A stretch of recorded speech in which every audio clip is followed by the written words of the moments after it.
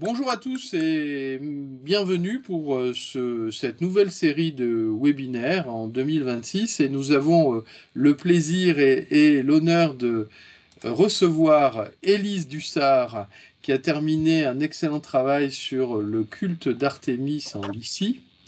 Elle a intitulé sa présentation avec pour sous-titre Recomposition religieuse en contexte anatolien et va donc nous entretenir pour une vingtaine ou de minutes ou une demi-heure ou un peu plus de ces aspects fort intéressants qui vous le savez, m'interpellent au plus haut point puisque j'ai eu la chance de pouvoir travailler sur les religions lyciennes, mais assez peu sur Artémis, comme me l'avait fait d'ailleurs remarquer à bon droit Élise. Donc on va pouvoir approfondir cette question.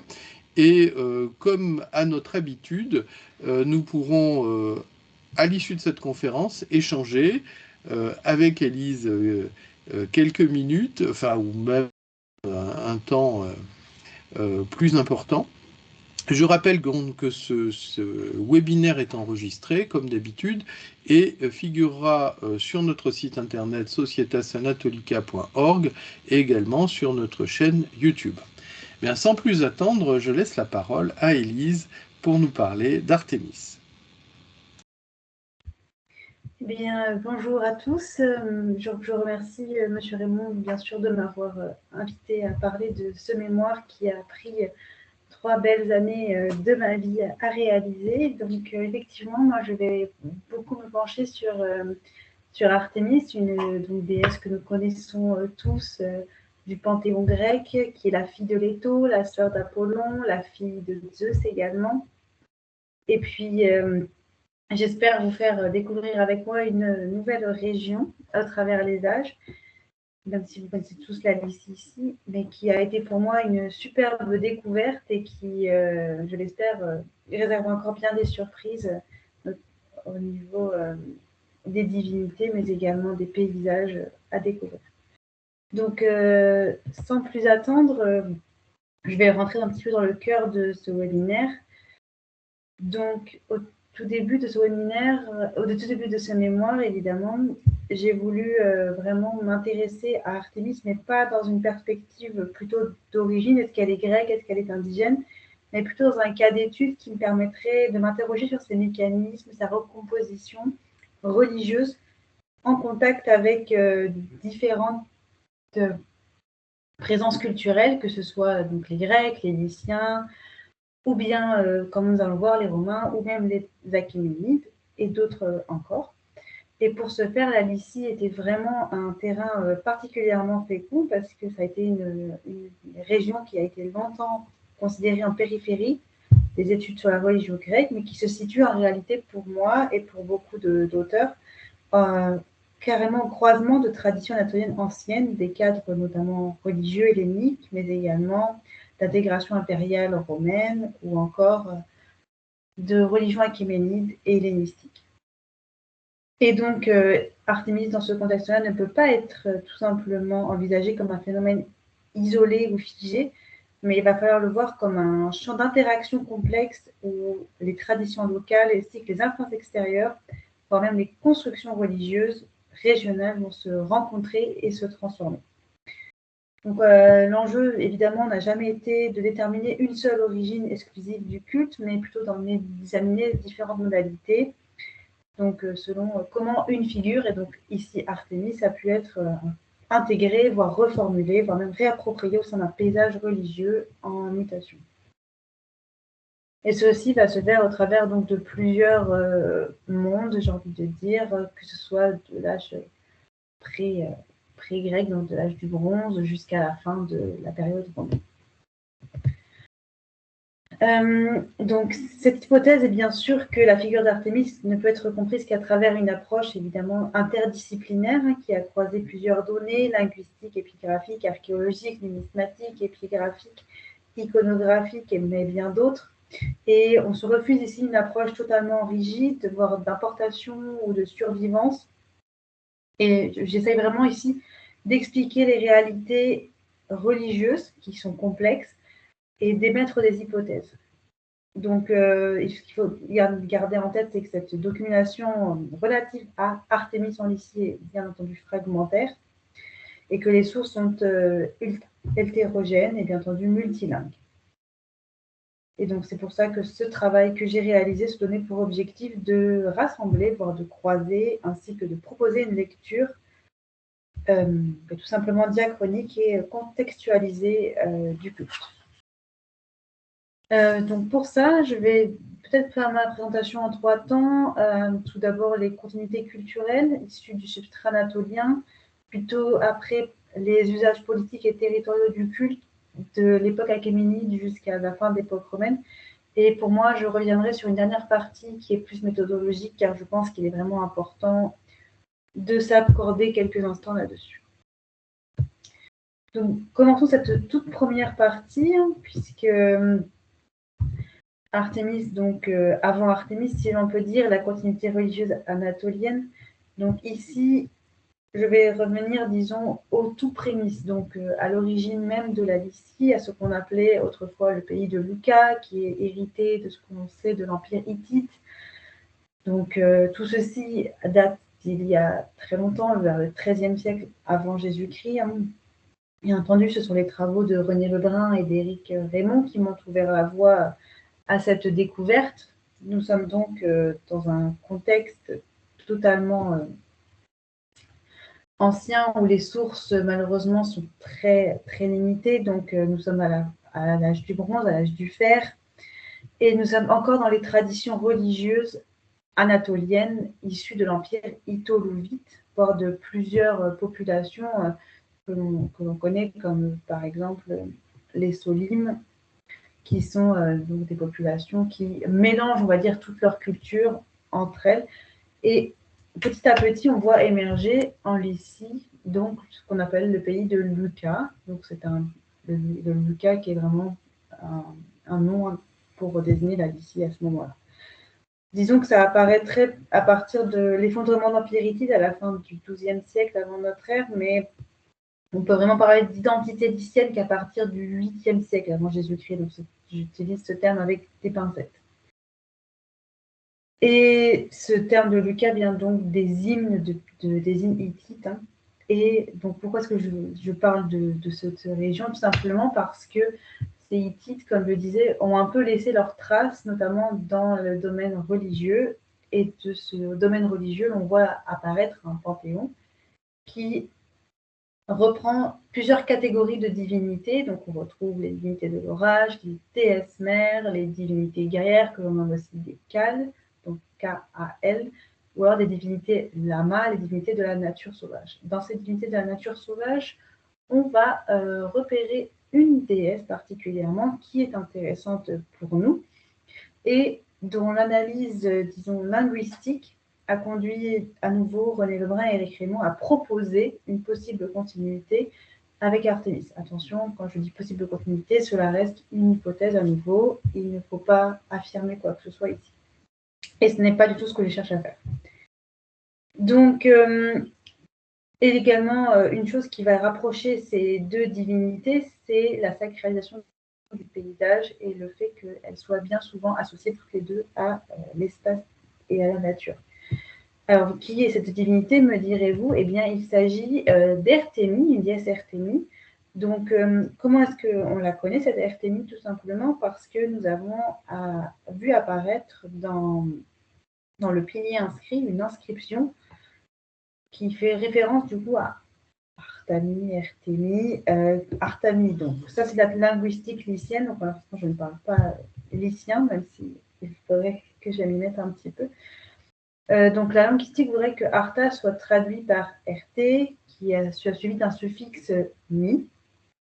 Donc, ça pourrait être traduit ensuite par Arla, Arte, qui voudrait dire fossile, ou alors Ariatitali, qui voudrait dire Ariatini, qui voudrait dire montagne. Donc, à nouveau, ça ramène à la nature, aux espaces sauvages. Il y a pas mal de numismatiques qui permettraient un rapprochement entre des divinités, mais beaucoup, on pourrait préconiser que Artémis, en fait, est tout simplement la traduction grecque d'Artémis. C'est ainsi que l'on rapproche Artémis au panthéon lycien, si l'on admet dans l'hypothèse que les deux déesses sont tout simplement une seule et même personne. Toutefois, comme cela a été démontré, la religion lycienne ne saurait être réduite à une simple continuité d'une tradition loulique et résulte de processus bien plus complexes, notamment dans lesquels coexistent plusieurs strates religieuses qui vont intégrer différents éléments, que ce soit grecs ou anatoliens. Donc, maintenant que j'ai à peu près expliqué d'où viendrait l'Artémis lycienne, sachant que c'est très brièvement résumé, mais Artémis a quand même de nombreux sanctuaires en Anatolie, notamment on pense à Éphèse, c'est le plus connu, mais on ne sait pas si la région a joué si le sanctuaire a joué une grande influence sur la région à cette période-là, du moins. On sait néanmoins qu'il rayonnait dans toute l'Antiquité et que Artémis est parfois associé à d'autres divinités de la région, telles que Cybèle. Mais ça, c'est un autre débat. Et ce sont des associations entre les déesses sur lesquelles je ne vais pas revenir dans ce webinaire, mais qui sont très intéressantes à voir. Et pour ça, je vous conseillerais de peut-être lire mon mémoire ou alors les différents travaux qui existent pour ça. Donc, voilà à peu près d'où viendrait la présence d'Artémis en Lycie. Il faut savoir que Artémis, pour moi, a vraiment gagné, on va dire, son importance à partir de l'époque classique ou hellénistique. Parce qu'à ce moment-là, elle ne va plus simplement révéler d'une dynamique religieuse locale, mais va devenir un outil d'inscription territoriale. Voire même civique et politique, puisque certains vont l'utiliser dans leur quête de pouvoir, je dirais. Attention, tout ce que je dis à nouveau est une hypothèse, rien n'est confirmé. Enfin, beaucoup de choses ne sont jamais par les sources et démontrées, mais il faut néanmoins tout prendre avec des pincettes. Les traductions des sources ou encore tout ce que l'on peut se faire comme idée aujourd'hui n'est pas forcément ce qui se faisait comme idée à l'époque. Donc, si l'on passe juste à la période d'après, la période, disons, achéménide, cela se passe en transition par l'apparition des Perses qui placent dans les régions des dynastes qui sont soumis à l'autorité du grand roi perse, mais qui gardent tout de même une certaine autonomie. Et d'ailleurs, Xanthos va être placé sous une dynastie perse avec des dynastes, mais va conserver vraiment une autonomie, notamment dans le domaine religieux. Et chose intéressante, c'est que ces domaines religieux maintiennent tout de même un certain panthéon qui semble similaire au panthéon que nous avons vu précédemment. Alors, on pense notamment évidemment au dieu de l'orage qui est bien souvent assimilé à Zeus, mais on pense également à d'autres divinités. Et une chose intéressante que l'on connaît, c'est, comme l'a dit d'ailleurs M. Raymond dans son article de 2016, c'est que le pouvoir perse exerce peu d'influence sur les cultes locaux et que les dynastes agissent principalement comme des administrateurs plutôt que comme des agents de transformation religieuse. Cette phrase était vraiment intéressante à voir dans le sens où les cultes locaux semblent ne pas avoir réellement bougé. Et pour vous le prouver, je vais vous parler très rapidement, d'une petite inscription qui est dédiée à Xanthos, à une divinité Malia, Ertémis et au roi Conion, et qui est pourtant produite sous l'époque perse. Pourquoi elle est intéressante, cette inscription? C'est parce que tout simplement, Malia est associée à Athéna, Ertémis à Artémis, et le roi Conion est une autre divinité plus connue en Carie. Mais elle est intéressante puisque sous l'époque perse, on produit bien une inscription qui est dédiée à Ertémis. Donc cela montre vraiment une tentative de continuité dans le culte. Mais ce n'est pas tout, car en effet, Arbinas a joué un grand rôle dans toute cette légitimation. Alors, qui est Arbinas, me direz-vous? Eh bien, Arbinas est tout simplement le fils de Gergis, qui était un grand conquérant. Nous savons les dates de Gergis, nous savons qu'il a vécu à peu près vers moins 430, moins 405 avant Jésus-Christ. Nous n'avons pas totalement les dates de son fils, mais c'est à peu près la même période. C'est un dynaste très hellénisé qui va quasiment fondé le culte de la mère d'Artémis, Leto. Et pourquoi c'est important? Eh bien parce que Leto a une grande controverse sur son apparition en Lycie. Certains, comme Ovide, la disent arriver dans la région après son accouchement de ses jumeaux, donc de Apollon et d'Artémis, mais d'autres, comme Apollon Liberalis ou alors Ménécratès de Xanthos, tentent on va dire, de s'approprier un petit peu les enfants, donc Artémis et Apollon, en donnant des inscriptions sur lesquelles ils disent Méléto n'aurait-elle pas mis au monde chez nous Apollon et Artémis. Donc on voit à ce moment-là une petite confusion sur l'arrivée de Leto en Lycie qui donnerait plus ou moins une origine divine à Artémis, une origine lycienne à Artémis. Alors attention, encore une fois, c'est à prendre des pincettes puisque c'est écrit bien postérieurement, mais c'est intéressant à voir étant donné qu'il semblerait que certains personnages tentent de s'approprier la déesse pour lui donner une origine lycienne, et ça revient à nouveau à ce qu'on disait sur Artémis. Mais, encore une fois, Artémis sert aussi de légitimation politique, comme je l'ai expliqué précédemment. Les cultes locaux semblent vraiment avoir été un levier dont les dynastes se sont servis pour réellement se propulser au-dessus en mode un petit peu, regardez, je ne détruis pas totalement votre culture puisque je vénère les mêmes divinités.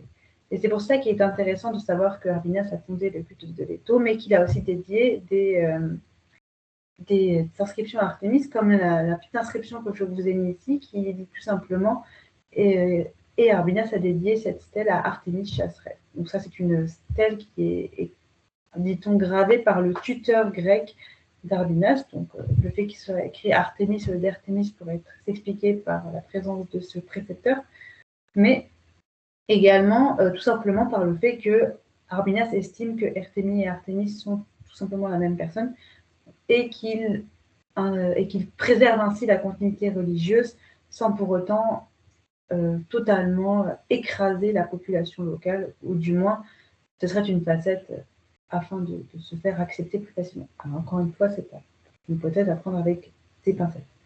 Mais on pourrait tout simplement dire que ça permet une adhésion des communautés locales et ça ainsi afficher une proximité avec des modèles grecs. Et cela s'inscrit évidemment dans un cadre perse pragmatique où les dynastes agissent moins comme des agents de transformation que finalement comme des gestionnaires d'équilibre religieux existant. Donc ça, c'est bien M. Raymond qui l'avait expliqué dans un de ses nombreux écrits.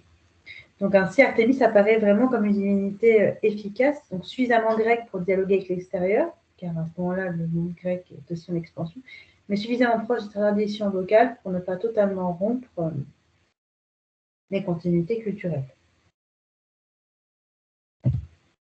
Ce n'est pas la seule personnalité, on va dire, qui joue un peu d'Artémis, mais à ce moment-là, nous passons plus vers l'époque hellénistique. Donc, après Arbinas, après les dynastes, et lorsque l'Empire perse s'effondre, nous voyons apparaître Alexandre, que vous connaissez tous, qui a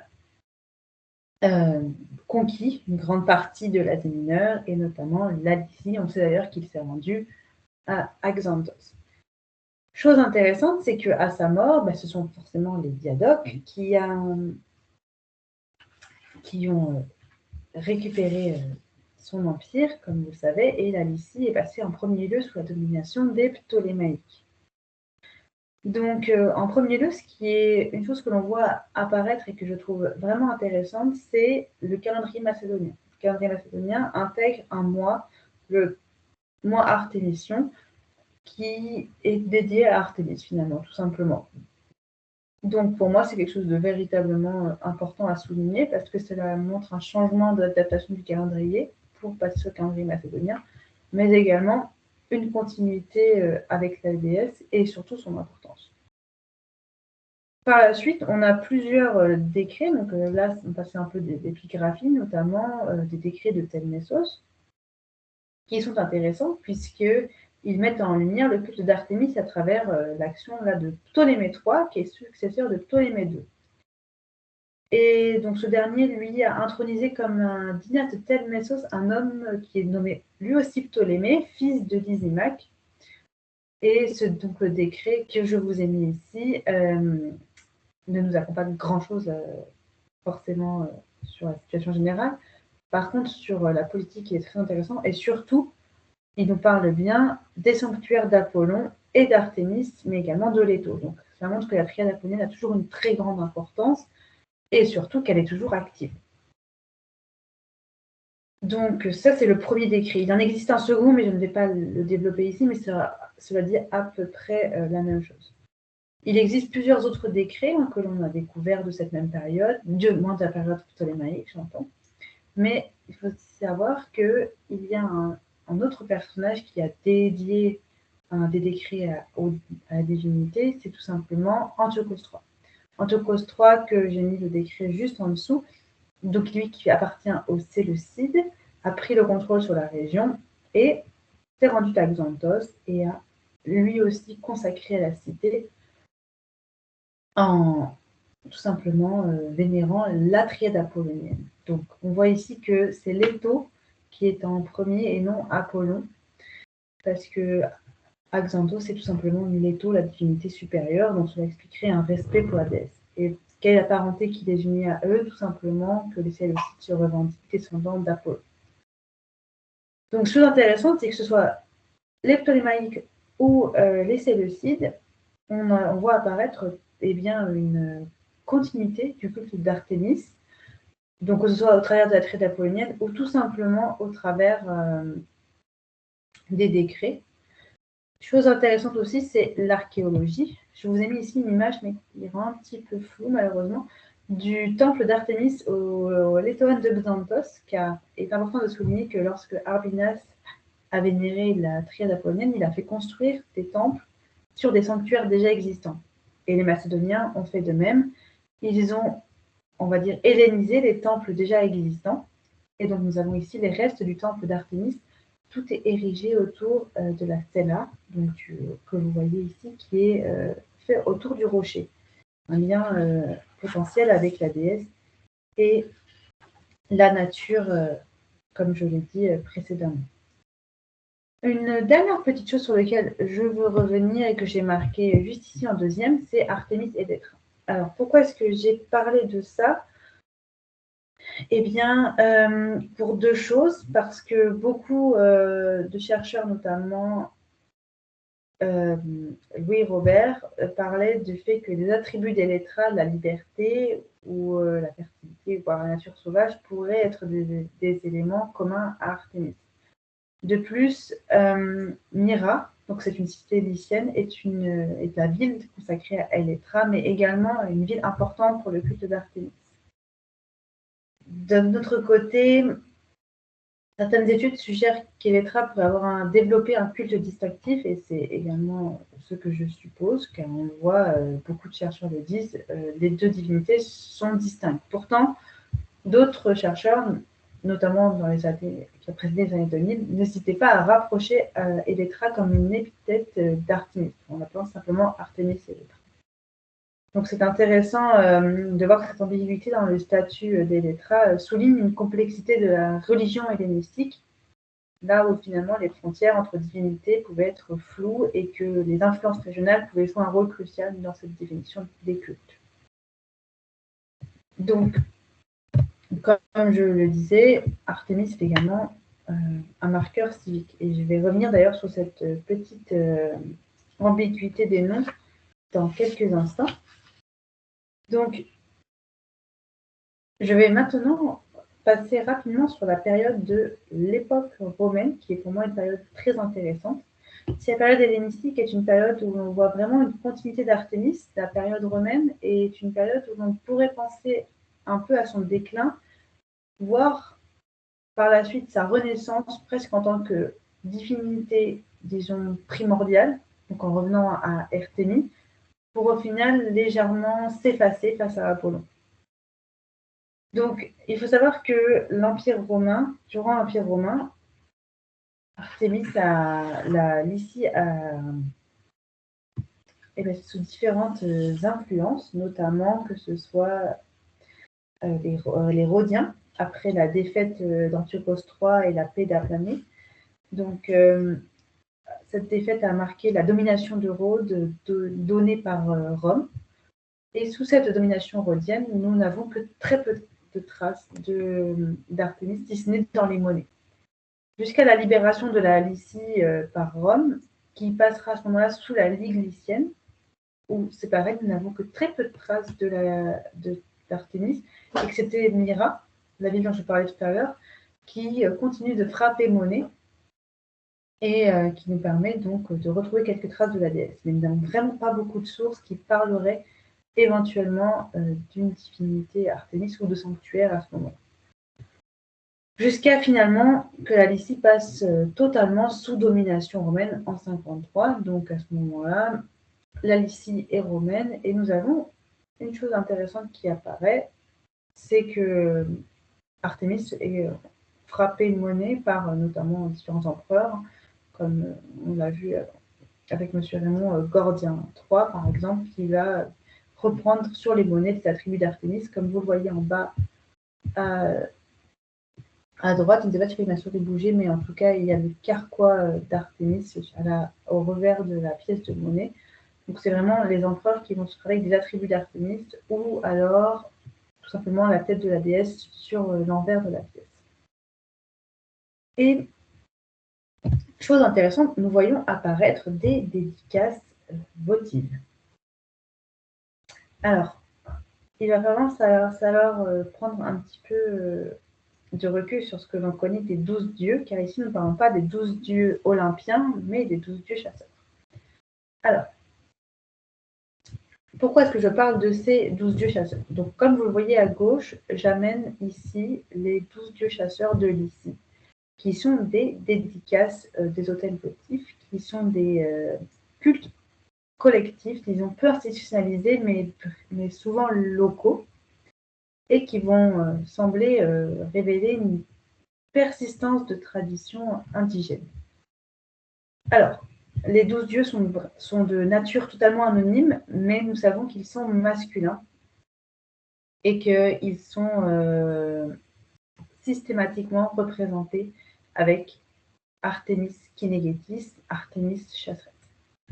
Donc, une chose intéressante, c'est que nous avons totalement une absence de mention de ces divinités entre l'âge du bronze et leur réapparition à l'époque romaine. Et cela rend donc une filiation totalement indirecte pour l'instant.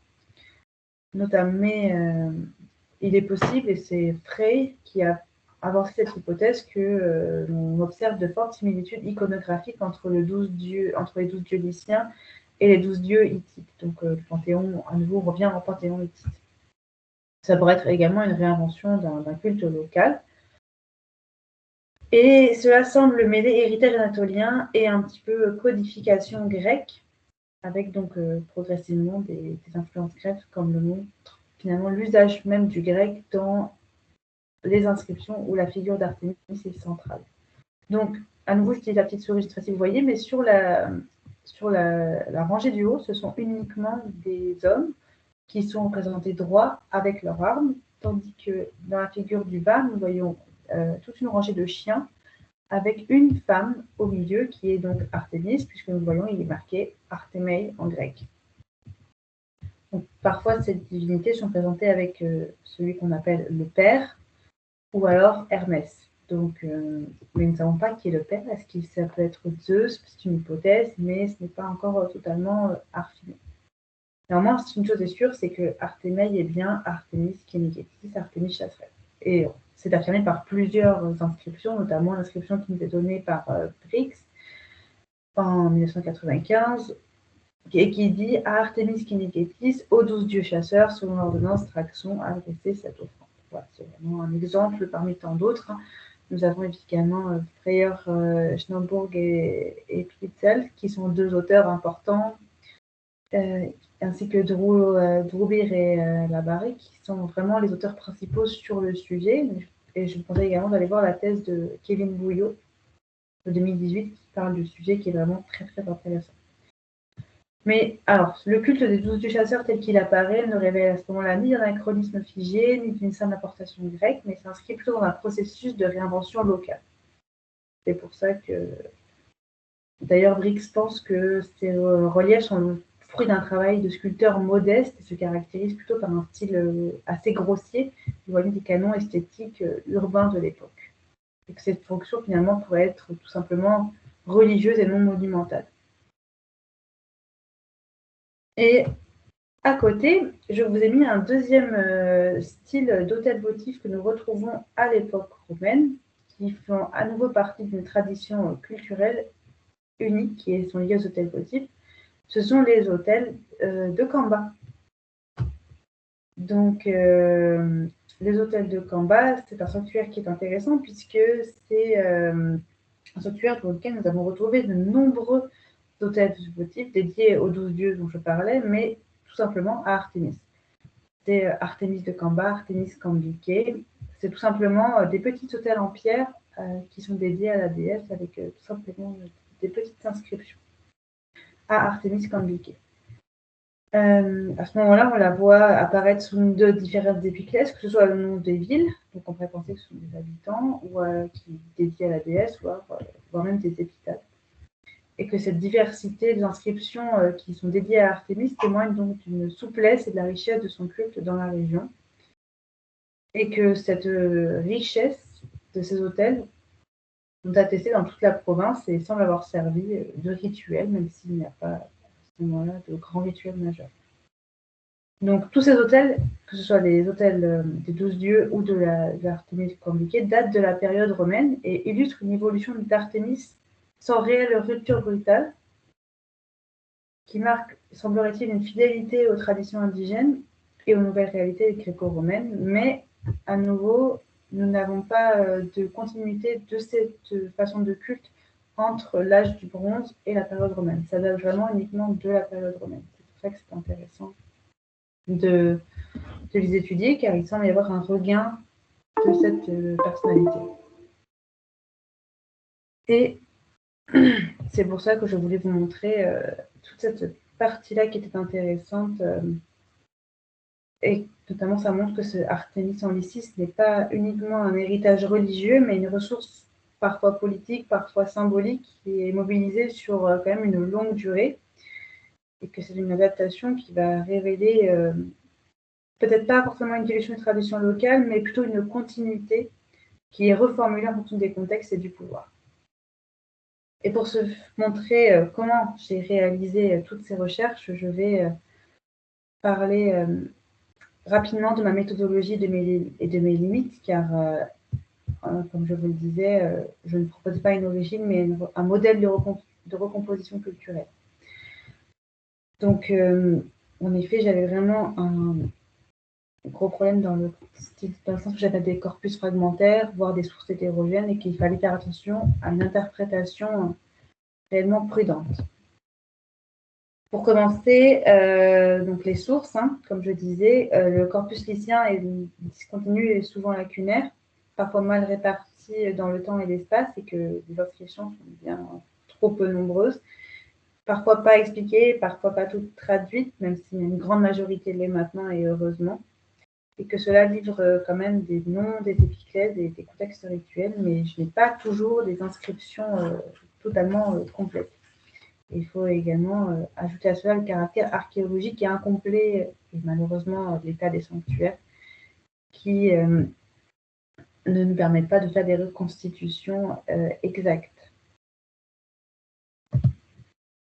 On peut également dire qu'il faut faire attention à la linguistique, comme je le disais, parce que le lycien, ça reste une langue partiellement comprise et il faut que, malheureusement, je ne le parle pas, et qu'il faut faire donc attention aux interprétations, réinterprétations et aux traductions qui ont pu être faites, comme notamment les analyses étymologiques. Et il faut donc faire en sorte d'intégrer tous les indices que l'on possède et de voir si plusieurs auteurs ne se contredisent pas à même dans les traductions linéaires des textes. Et évidemment, le risque de surinterprétation, car comme je dis, beaucoup de choses sont simplement des hypothèses On n'a pas de preuves concrètes, nous n'avons pas réellement d'affirmation. Il est facile de faire du syncrétisme, de la culturation, il est facile de penser que nous savons tout d'Artémis et que c'est évidemment une déesse, que finalement Artémis est bien Artémis. C'est réellement quelque chose de fort lorsqu'on travaille sur les divinités féminines, non, mais même sur tout type de divinité, c'est vraiment ce phénomène d'assimilation et que c'est une tentation très forte de projeter finalement ces catégories grecques que l'on connaît bien. Et il faut faire attention lorsque l'on parle évidemment d'origine d'Artémis. Cela me mène donc à une réponse méthodologique importante parce que face à toutes ces limites, j'ai dû faire un croisement de sources qui s'est imposé comme un principe même et central de mon travail et qu'aucune catégorie de documents, que ce soit inscription, monnaie, vestiges archéologiques, sources grecques, ne pouvait être isolée comme ne pouvait me servir de source seule. Et que cela me donnait accès à beaucoup de choses, que ce soit des noms, des cadres institutionnels, mais également des domaines religieux, de l'archéologie.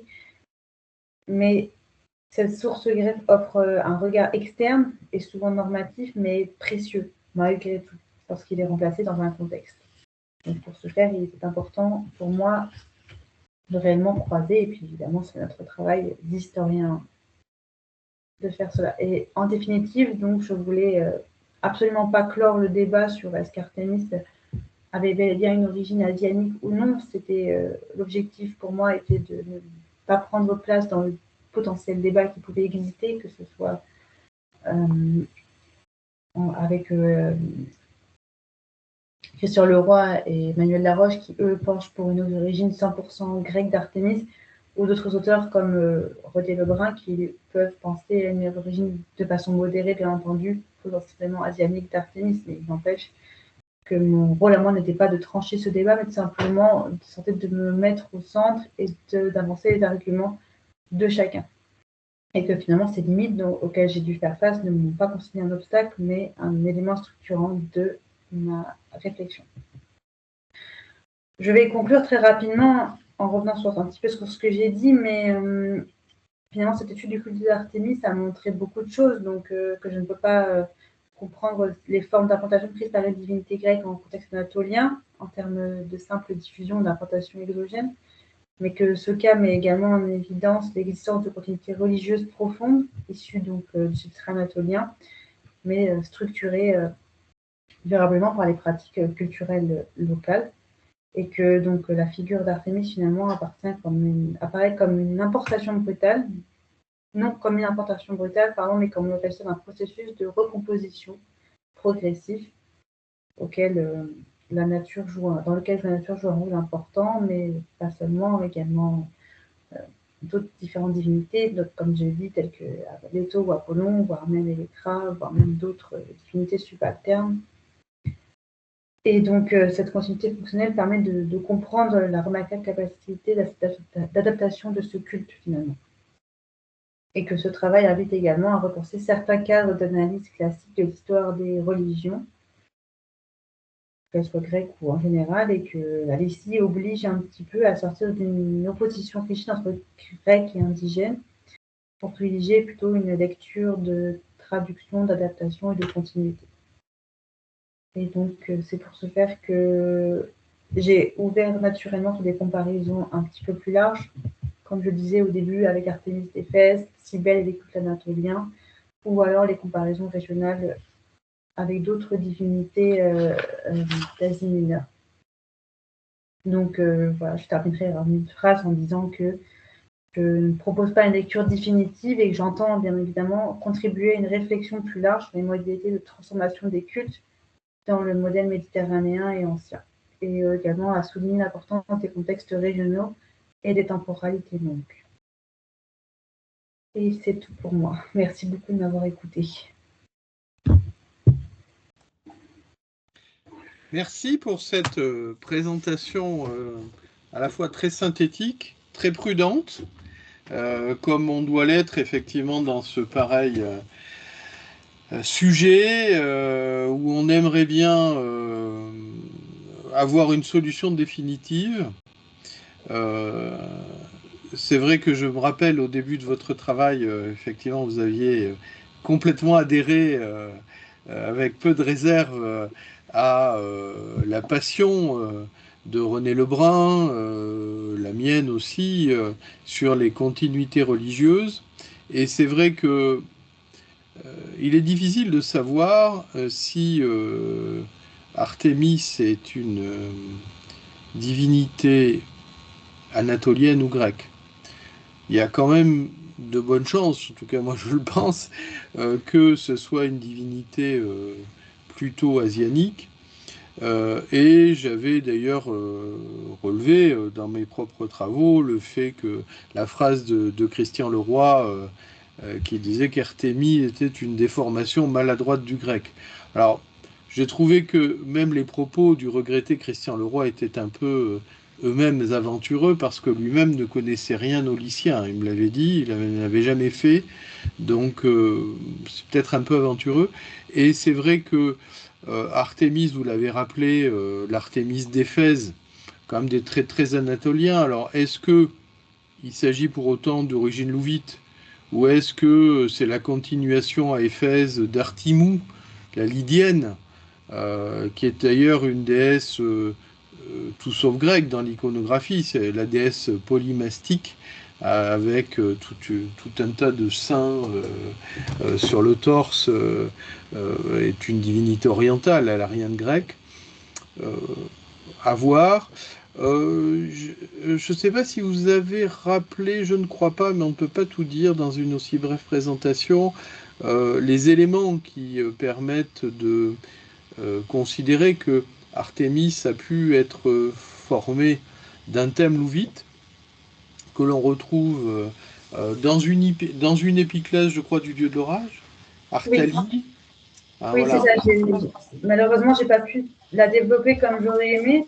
Je vais juste me remettre sur la diapositive parce que je l'ai pris dans votre travail, évidemment.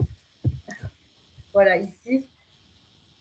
Oui, Mais on trouve effectivement, parce que Artali, c'est attesté, bon, on recompose Artami, et il y avait aussi un élément propre au grec, c'est qu'on trouvait en grec d'Asie mineure, dans les inscriptions, un génitif Artemeis, alors que le génitif régulier en grec c'est Artemidos, et ça augurait justement une origine comme on disait autrefois, gréco-asianique ou asianique, justement, de la déesse.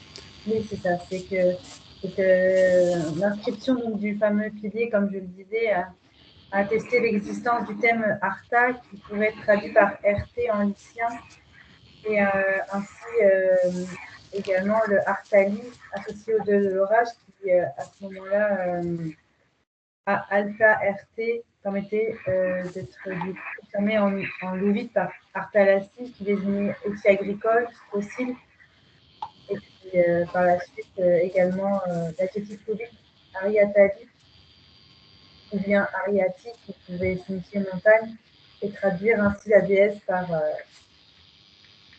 la déesse qui saute puissamment de montagne en montagne.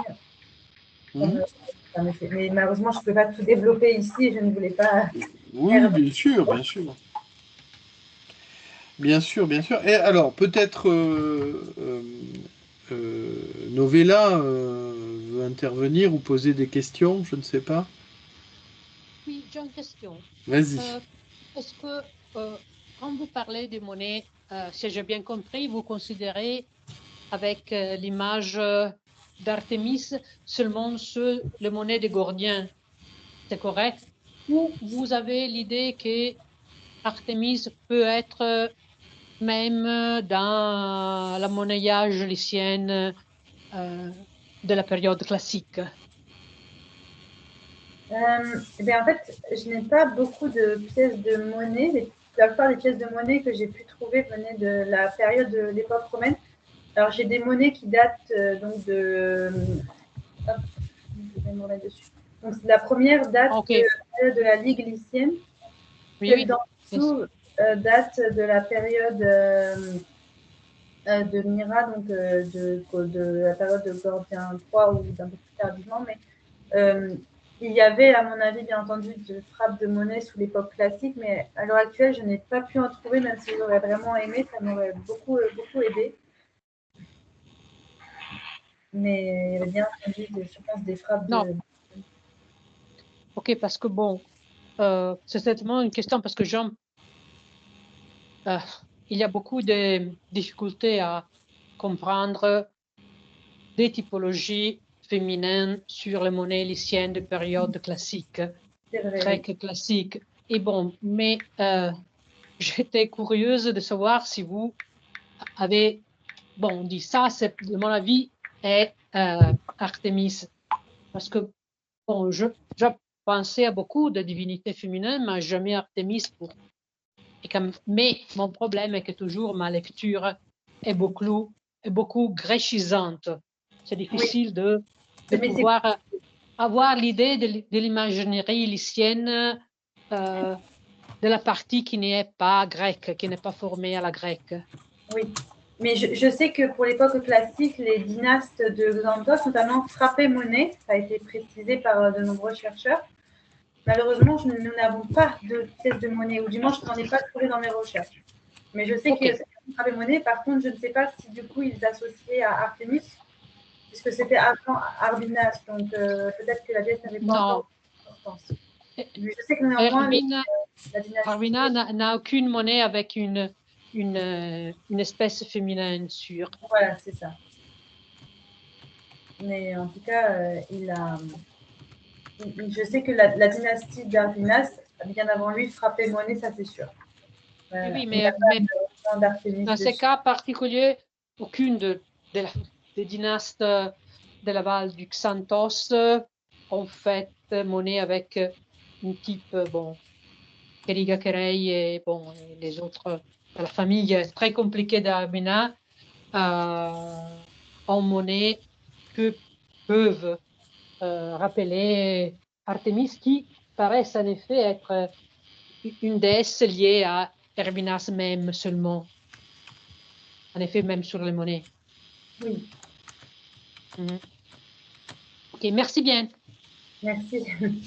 C'est vrai que la problématique des sources, d'ailleurs, vous l'avez souligné, elle est majeure hein, sur ce qui concerne Artémis. D'une certaine façon, ça ressemble beaucoup à Apollon, où on a quand même des indices qu'ils sont là depuis longtemps, qu'ils ont un ancrage indigène, et pourtant, la plupart des sources sont tardives. Si j'avais plus approfondi la question d'Apollon, mais c'est vrai que Apollon, si on veut une lecture à la Paul Veyne hyper critique, bah, il faut dire que Apollon n'apparaît pas en Lycie avant le IIe siècle avant Jésus-Christ, et il n'y a pas de trace avant. Parce que si vous regardez le témoignage d'Hérodote, d'ailleurs j'avais démontré, c'est un de mes premiers articles il y a plus de 20 ans, que bah non, Hérodote ne parle pas d'Apollon, il parle de Promantis Toutéou à Patara, donc la Promantis du dieu, et dans le contexte, il vient de parler de Zeus Bélos, qui en fait est Amon, et de Zeus Toutébaios, pardon, qui est Amon, et Zeus Bélos, qui en fait est Marduk. Et donc dans le contexte, on voit pas très bien pourquoi Apollon serait sous-entendu dans un contexte où il y a des dieux qu'il appelle Zeus. Pourquoi ça serait Apollon? En fait, c'est justifié que rétrospectivement parce que l'oracle de Patara est associé à Apollon après. Après, vous avez l'interprétation un peu hypercritique, mais pareil, très ténue, de Trevor Bryce, qui considère que, en interprétant le Rhésos, qui est attribué à Euripide, mais qui serait sans doute un élève d'Euripide, donc début du IVe siècle, et qui commence par Apollon entrant dans le temple de Lycie. Est-ce que ça prouve l'institution du culte apollinien au début du IVe siècle? À mes yeux, non. Aux yeux de Trevor Bryce, plutôt. Mais c'est un peu comme quand on a une lecture hyper critique du culte de Leto, on dit bah, Arbinas a introduit le culte de Leto, qui est un culte grec. La plus belle preuve, c'est qu'il demande à Symmachos de Pélana en Thessalie de l'importer, enfin de l'instituer. C'est ça. Mais ça veut rien dire du tout, parce que si vous prenez l'histoire de l'âge du bronze récent, finalement, quand la capitale à tout ça, des Hittites, tombe aux mains des Gazgas, donc les Hittites se replient à Tarkuntassa. Quand ils reprennent à tout ça, les cultes, les idoles, tout ça a été détruit. Et en fait, ce sont les prêtres de Tarkuntassa qui réintroduisent les cultes. Mais il y avait un substrat préétabli. Donc après, effectivement, c'est cette époque, l'époque notamment de Hattusili III et de Putukhepat, que date c'est ce qu'on appelait la louvisation, voire la hourisation des cultes hittites. Mais tout cela, voilà, ne prouve pas qu'il n'y avait rien avant, et on le sait qu'il y avait des choses avant qui ont été découvertes. Là, effectivement, on a un défaut des sources. Quand je disais 2e siècle, d'ailleurs, avant Jésus-Christ, pas tellement gratuit, vous avez les monnaies d'Apollon, voilà, c'est 2e siècle, avant, et puis il y a aussi le témoignage d'Alexandre Polyhistor. Mais il n'y a pas de trace avant. Alors, sauf que les théophores étaient connus, puisque on a effectivement Polenjda qui correspond à Apollodoros dans la trilingue du Létoon, et puis on a également un Apollonides qui correspond à non, pardon. Il n'y a pas Polenja. C'est Polenja qui correspond à Apollonides, je crois, dans la bilingue. Dans la trilingue du Létoon, justement, c'est Natri-Biémi, d'où l'histoire de Natri et d'Apollon. Mais en tout cas, il y a un théophore qui existe à l'époque achéménide. Bon. Et puis, il y a quand même toute cette question du témoignage homérique. Alors, je veux bien qu'il ait été retravaillé, mais de là à dire qu'Apollon...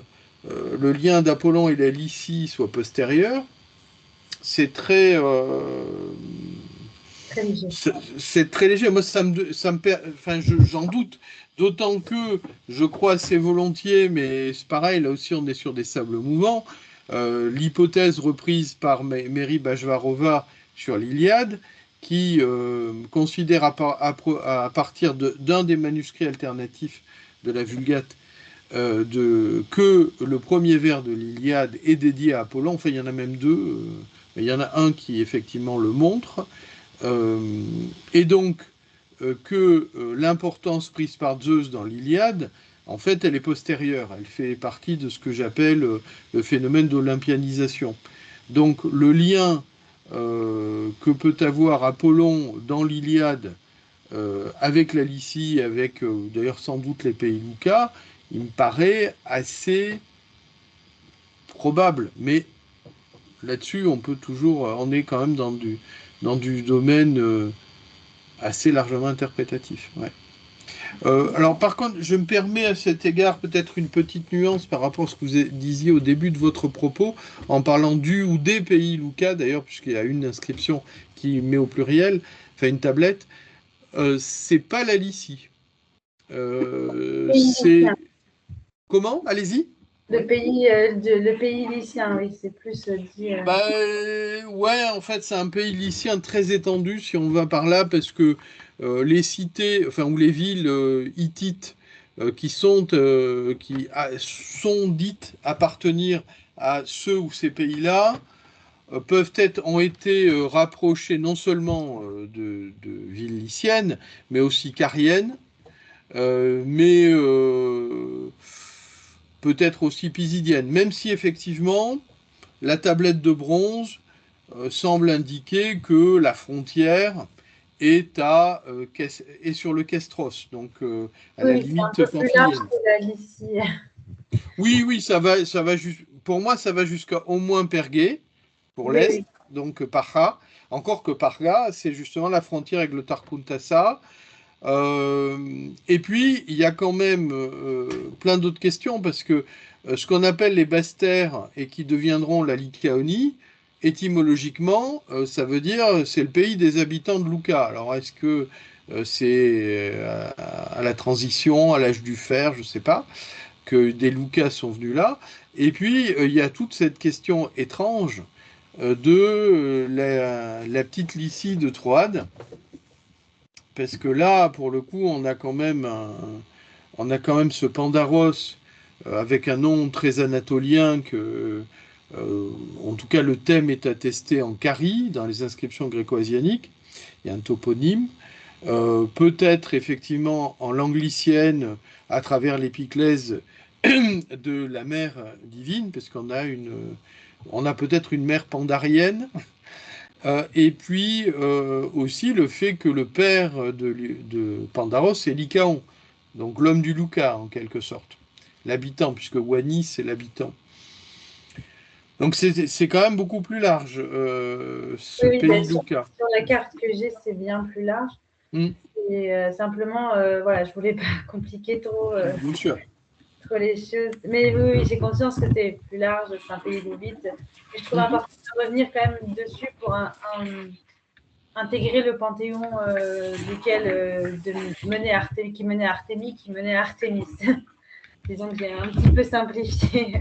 Non, mais c'est normal, il faut simplifier parce qu'on est dans des choses parfois un peu compliquées. Donc effectivement, c'était utile.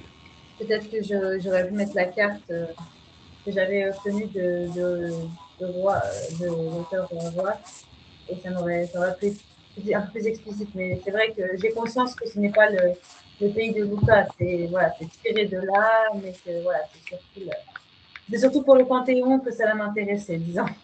Mm-hmm. Oui, oui, je comprends.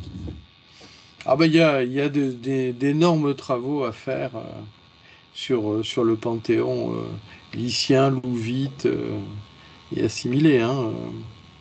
C'est vrai que ma propre thèse a porté sur les divinités lyciennes, mais déjà c'est une thèse qui a plus de 20 ans, et en fait on a encore évolué. Hein.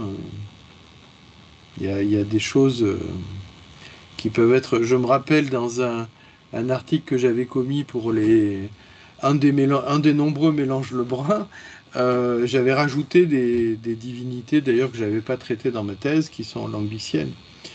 Donc, et puis on peut continuer effectivement. C'est un travail inlassable qui est en cours de mutation. Donc, faut continuer.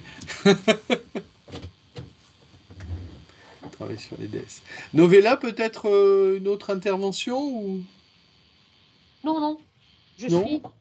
Bon. Non, mais Bon. non, merci. Je crois qu'elle a dit beaucoup de choses très intéressantes. Hmm. Merci Oui. beaucoup, Élise. Merci. Oui.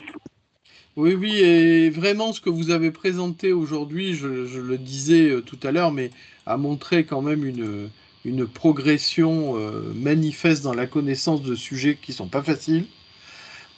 Parce que là, on est quand même à la confluence de deux spécialités. Hein. On est dans l'Antiquité classique, l'épigraphie, tout ça, l'histoire romaine même à certains égards, et l'orientalisme, la hittitologie. Voilà, même si les études lyciennes, la lithiologie en quelque sorte, est une petite sœur de la hittitologie. Petite sœur quand même qui se développe beaucoup. Et on voit de nombreux écrits sur l'épigraphie lycienne aujourd'hui encore. Ok, je suis spécialiste, mais ça me fait rire quand je pense que, par exemple, à la fin de mémoire, je l'ai envoyé à mes parents, bien entendu. Et ils m'ont dit que rien qu'en lisant le résumé, ils n'avaient pas compris la moitié. Ah oui, alors c'est bien que ce soit passionnant. La question des divinités, je pense qu'en général, ça passionne beaucoup de monde. Néanmoins, c'est quand même un peu technique, effectivement. Hein. Et j'avoue que il y a toujours ce paradoxe. Pour moi, il y a vraiment quelque chose à approfondir. Je ne suis pas certain qu'il existe des études suffisamment fouillées, mais cette question un peu en tout cas appliquée à notre sujet ou à Artémis, mais de l'archaïsme du bas empire romain. Cette question des monnaies de Gordien III que vous avez évoquée à un moment donné, même les dieux chasseurs. Alors il y a des inscriptions du début de l'Empire romain sur les 12 dieux, mais je crois que c'est quand même beaucoup 2e, 3e siècle. Et puis même Artémis Cambiquée. Tout ce qui se passe à Comba, on a l'impression que c'est le conservatoire des traditions, mais les sources sont quand même très tardives. Donc est-ce que c'est... Pardon? Allez-y. Ça date à chaque fois de la période romaine. Mais c'est ça. Donc, est-ce que c'est réellement un conservatoire de tradition ancienne, antique est-ce qu'on est vraiment dans du gréco-asianique ou est-ce que c'est une mode? Est-ce qu'il y a un renouveau de l'archaïsme? C'est ce que semblerait laisser penser le monnayage de Gordien III. Donc, ça serait peut-être d'ailleurs à creuser, hein, cette question de... Parce que c'est un phénomène anthropologique qui est quand même assez connu et assez... qui se répète, le fait qu'on réinvente à certains moments, où on reprend des traditions très anciennes. Voilà, je pense à la Bretagne, par exemple, qui a remis en honneur le breton, qui avait quand même assez largement disparu à un moment donné, sous les coups de boutoir de la Troisième République et de la francisation. Bon, bah, il y a des choses qu'on réinvente. On le voit à travers un certain nombre de traditions ou des religions qui affectent de retrouver leurs racines réelles ou fantasmées. Et là, on est peut-être dans un phénomène analogue, je ne sais pas. C'est vraiment à creuser si on peut le savoir. Bien, je vous laisse peut-être C'est le une mot de la hypothèse fin. très Oui, fantastique, très comment? belle. C'est une hypothèse très belle de travail. Oui, et peut-être ça peut motiver une thèse. Ouais, peut-être oui. Peut-être, hein, il y aurait, puisqu'on, voilà, vous verrez si vous poursuivez dans ce domaine. Ouais, ça pourrait être une piste. Eh bien, écoutez, je pense que nous arrivons vers la conclusion de cette conférence. Peut-être un dernier mot pour conclure ce webinaire. Euh, Ben, disons que ça a été un travail pas, pas un long fleuve tranquille, mais pas mal semé d'embûches, mais que je suis très contente d'être arrivée au bout et que je suis très fière d'avoir produit ça, d'en être capable.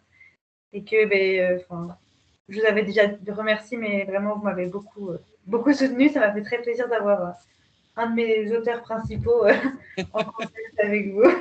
Ah bien là, vous aviez une deuxième éminente spécialiste de la LICI. Et alors, nous a rejoint peut-être pour une ultime question, s'il en a une, notre collègue Alexandre Solka, qui vient de se connecter après avoir, je crois qu'il avait des cours assurés. Alexandre, peut-être as-tu une question que tu n'as pas eu l'occasion de poser à Élise sur Artemis en LICI? Oui, alors c'est très gentil. Merci Eric. Malheureusement, effectivement, comment dire, obligation et professionnelle et horaire oblige. J'ai pas pu, moi, me connecter dès le début de la communication. C'est vraiment bien dommage. J'aurais bien aimé. J'en suis certain que la présentation était magnifique. Ça, j'en suis certain.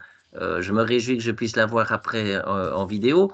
Pour moi, la question que j'aurais, puisque je vois la numismatique, et ça fait partie des thèmes que j'utilise dans mes recherches épigraphiques, ma question aurait été celle-ci. La première, est-ce que dans la numismatique qui a été présentée en lien avec Artémis, est-ce qu'on en observe des différences intéressantes avec d'autres régions de l'ancienne Anatolie sur le thème du culte d'Artémis? C'est le point numéro un. Un deuxième point, vu qu'il y a un certain nombre d'épis. Ah, pardon, un peu fatigué là avec toutes les glandes que j'ai fait aujourd'hui. En plus, je me préparais à faire l'islandais. Et puis au total, j'ai pas eu l'islandais, mais j'étais déjà préparé, j'étais déjà dans ma tête en islandais. Deuxième point, c'est-à-dire les éponymes, d'accord? Est-ce que, par exemple, que ce soit combiqué ou autre, est-ce que l'on a des possibilités de les rattacher à d'autres mots lyciens et anatoliens intéressants? Voilà mes deux questions. Et merci d'avance. Alors, pour répondre à la première, de ce que j'ai vu, principalement sur les monnaies, alors, la monnaie que j'ai, comme je disais tout à l'heure, c'est principalement des monnaies de l'époque romaine. Donc, j'avoue qu'elles se ressemblent quand même pas mal avec les autres régions, même si je trouve une différence avec celle, peut-être pas dans le sud de la Lycie, mais avec celle d'Éphèse, où des fois les empereurs la représentent carrément Artémis comme elle aurait été à l'époque du 8e siècle, donc c'est-à-dire avec toute cette rangée de saints sur le plastron. Donc c'est à nouveau un retour vers l'antique. Après, je trouve que c'est quand même globalement, dans certains cas les mêmes, notamment pour la première monnaie que j'ai mise, c'est-à-dire la tête d'Artémis à l'avers et la biche sur le revers. Par contre, nous avons vraiment de jolies monnaies qui viennent de Myra, une cité de Lycie, dans lequel on a des choses intéressantes à noter, c'est notamment que l'on a les initiales de la ville, un M et un Y, même si c'est dans le texte. Oui, un upsilon, oui. Voilà, merci. C'est pas grave. Voilà, c'est ça. Et donc, il est vrai que c'est intéressant, et notamment aussi, on le voit, c'est que sur les monnaies notamment de Tranquillina, de l'époque romaine, on a à son avers donc la tête de Tranquillina, et au revers, nous avons carrément un espèce de petit temple d'Artémis avec une déesse à l'intérieur et marqué pareil sur le côté Myra. Et du coup, c'est vraiment spécifique à la région, là, je dirais. Pour le coup, on a des petites pièces, notamment celles de Myra, qui sont vraiment, je dirais, spécifiques à la région. Pour le reste, pour la monnaie, comme je disais, je pense que c'est assez classique dans l'ensemble. Mais après, elle date quand même de la période de la Ligue lycienne. Donc, moi, ça revêt vraiment de l'importance d'Artémis, on va dire. Je ne sais pas si ça répond à votre question. Alors, tout à fait pour la première, mais il y a la deuxième que l'on aura l'occasion de reprendre un peu plus tard. Mais, la deuxième, oui, c'est ça. C'était les éponymes, c'est ça? Oui, en résumé, c'est pas seulement sur les éponymes, mais c'est l'ensemble des termes que l'on trouverait en lien avec Artémis entre la fin de l'époque hellénistique et début de l'époque romaine. Peut-on les relier, parce que je pense que c'est possible, avec d'autres divinités anatoliennes un peu plus anciennes? Voilà, c'était ça la deuxième question. Eh bien, du coup, comme je l'expliquais un petit peu tout à l'heure, alors c'est pas forcément une divinité plus ancienne, mais il y a le cas le plus commun, disons, de Artémis Electra, qui est une divinité de la ville de Myra. C'est vraiment des chercheurs qui souvent assimilent les deux divinités l'une à l'autre. Alors, on ne dirait pas qu'Electra est une divinité plus ancienne, mais après, vraiment, voilà, Artémis Electra, c'est vraiment un gros sujet qui a fait débat pendant plusieurs années, parce que est-ce que c'est une divinité toute seule? Est-ce que c'est deux divinités ensemble? Voilà, ça a été donc c'est vraiment le plus connu, on va dire, de rattachement à la déesse. Après, il y a plusieurs possibilités, mais bien souvent, c'est le nom d'Artémis avec les villes. Donc, il y a Kamba, mais il y en a d'autres, il y a d'autres exemples. Il y a dans les hôtels votifs, voilà. C'est vraiment, ou alors bien souvent avec les noms des personnes qui lui faisaient des dédicaces. C'est globalement, dans les éponymes, dans l'ICI, en tout cas, j'ai pas vraiment d'association avec d'autres divinités plus anciennes, à part du coup les 12 dieux chasseurs et Kinégetis, la Stress. Mais c'est vraiment, comme on le disait avec M. Raymond, daté de l'époque romaine. Alors, je ne sais pas si on peut vraiment considérer que c'est associé à une déesse plus ancienne. Voilà, c'est vraiment ce que je pourrais vous dire pour l'instant. C'est vraiment rattaché aux villes ou rattaché à une déesse, donc Electra, ou alors vraiment aux personnes faisant les dédicaces à la déesse. Très bien. Merci écoutez, infiniment. Merci beaucoup. Il ne me reste plus peut-être qu'à conclure ce moment très savant et puis très, très convivial de ce premier webinaire de notre année 2026. Je vous donne rendez-vous, alors dans un premier temps, si la technique nous a suivis, pour réentendre Élise Dussart sur notre site internet ou notre chaîne YouTube. Et dans un second temps, pour notre prochain webinaire qui aura lieu le 15 mars, donc toujours le lien vous sera envoyé ou figurera sur le site internet, donc le vendredi, pas 15 mars, 13 mars, le vendredi 13 mars à la même heure, à 18 h, où Alexandre Solka, lui encore, nous entretiendra de sauts minoens, de tablettes en linéaire A et B, ainsi que des villes égéennes présentes dans le monde crétois de l'âge du bronze, en effectuant une comparaison des sources et des parallèles avec le monde anatolien. Donc, notre prochain webinaire le mois prochain.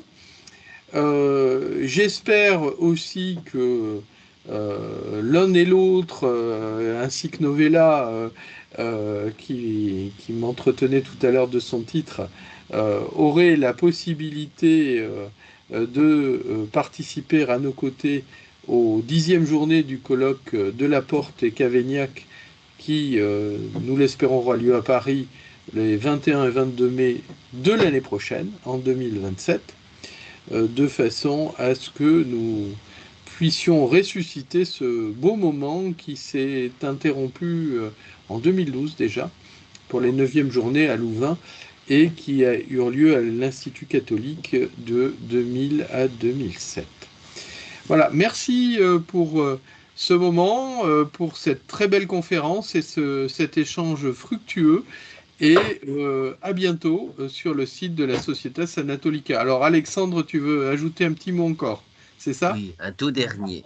Il se trouve que j'ai trouvé un article intéressant et j'espère que ça pourra intéresser notre conférencière de ce soir, d'accord? C'est un article en anglais venant d'un spécialiste turc, Ahmet Tolgatek et Aser Sanskaktar, et qui ont écrit a Numismatic Riddle from Arikanda, the God of a Water Spring.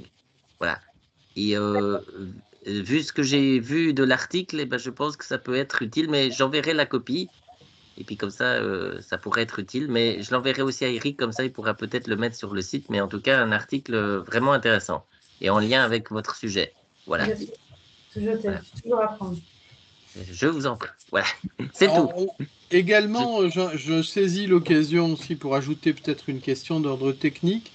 Si vous avez la possibilité de m'adresser et que vous souhaitiez qu'on le diffuse, c'est pareil pour Alexandre et tes conférences précédentes, votre diaporama, mais alors si vous pouvez l'enregistrer en format, je crois que c'est MP4 ou quelque chose comme ça, parce en format vidéo, ce qui fait qu'il pourra se défiler sur le site, puisqu'on voilà, on n'a pas de PDF à télécharger, mais on peut télécharger ce type de format avec la technologie que nous employons. D'accord, alors c'est noté. C'est noté. Voilà. Je le mettrai comme ça au bas de votre conférence. Donc là, pour la conférence d'Élise, j'ai rajouté un 4e onglet ou sous-page des séminariats, donc avec un séminarium Lyciae. Et donc ce sera le premier séminaire d'études lycéennes, en attendant que je fasse ce que j'avais annoncé l'année dernière, c'est-à-dire peut-être une conférence d'introduction à la langue lycéenne. Mais en tout cas, nous aurons pour aujourd'hui une belle étude sur Artémis. J'aimerais juste de vous dire que l'université, c'est l'université de Lucan et pas de Laval. Ah oui, il faut que Lucan, c'est U-K-U-Q-A-M. C'est l'Université du Québec à Montréal. Ouais. Donc c'est U-Q-A-N. Q-U-A-N. M. M. Montréal. Ah oui, U-Q-A-M. 4 lettres. Hein. C'est Université du Québec à Montréal. Très bien. Bon, ben, je vais le modifier. Bien, je vous souhaite une bonne soirée à tous et je vous remercie de votre participation. Merci beaucoup pour cette invitation. Au revoir. Au revoir à tout le monde. Au revoir.